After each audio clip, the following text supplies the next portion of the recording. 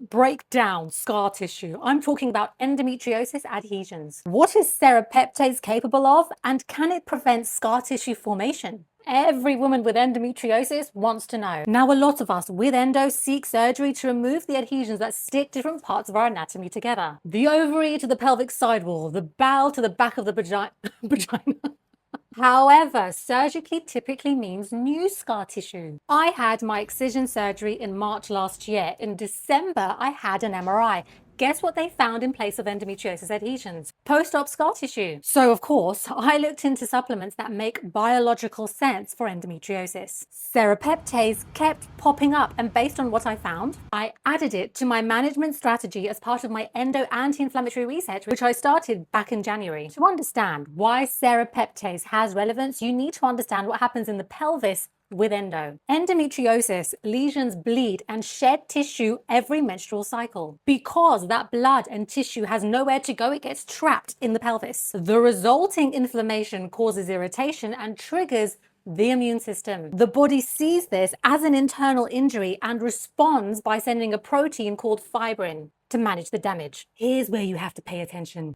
Fibrin is a sticky mesh-like protein that forms as part of the wound healing process. Think of it like a spider's web. In fact, it's pretty much likened to that. In a normal situation, the body clears the fibrin when the healing is complete. But of course, in endometriosis, that doesn't happen. The fibrin persists, and over time, it gets replaced by collagen. Collagen is the material that forms permanent structural scar tissue. It's this scar tissue or adhesions that bind organs together and restrict movement, contributing to ongoing inflammation, chronic pain, and a host of other symptoms. When endo is surgically removed, the body responds with the same wound healing process.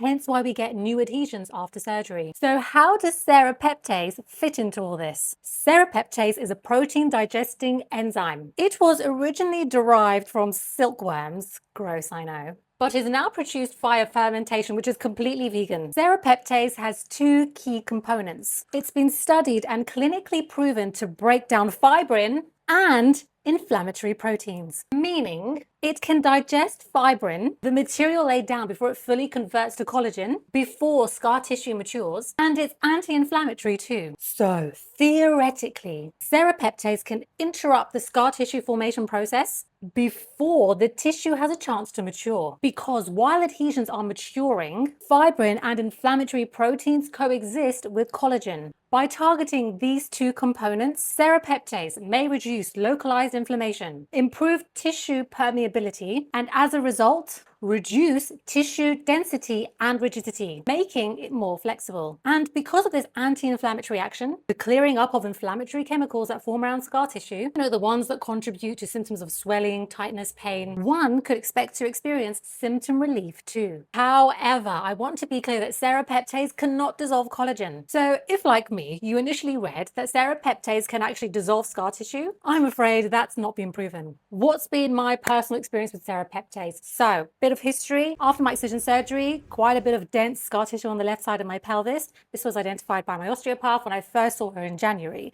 Since taking serrapeptase, I've experienced less pelvic flares, which would occur at late ovulation, early luteal time, and sometimes with exercise. My osteopath also commented that she's seeing more slide and glide. There's more mobility with the scar tissue, and it's less dense. Of course, I can't claim without a doubt that serrapeptase contributed to this, but such a result is consistent with the supplement's properties and also in line with what other women in the community have shared. Now, initially, I was gutted to have not started serrapeptase as soon as it was safe after my surgery. I now have scar tissue, which I feel theoretically may have been avoided. But what's interesting about serrapeptase in the context of endometriosis is that endometriosis is not a one-off injury. It's a continuous cyclic disease, which means with active disease, fibrin is continuously being regenerated. So serrapeptase may have an ongoing relevant role in the management of endometriosis. But it's not a cure or a substitute for surgical treatment. I share in the comments how I take serrapeptase. If you'd like to trial it, I have added it to my health shop. If you tap the link in my bio, you will get 10% off your order.